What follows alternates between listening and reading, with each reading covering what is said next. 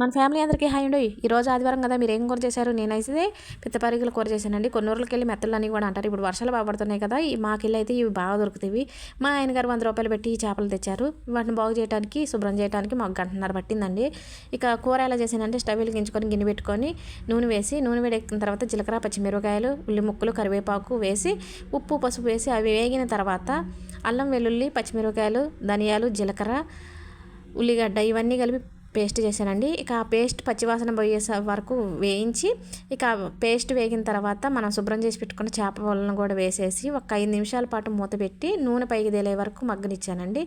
ఇక ఇలా నూనె పైకి తేలిన తర్వాత చింతపండు పులుసు వేసేసాను. అలాగే రుచికి సరిపడా ఉప్పు కూడా వేసి ఒక 20 నిమిషాల పాటు ఉడకనిచ్చి గరం మసాలా అలాగే కొత్తిమీర కూడా వేసేసి కూర రెడీ అయిపోయింది. ఇక ముద్దకి కూడా చేపని పెట్టేసుకొని తినేసేయచ్చు. ముళ్ళు గుచ్చుకుంటాయి అన్న భయం ఉండదు. అలాగే చపాతీలోకి చాలా బాగుంటుంది. వీడియో నచ్చితే లైక్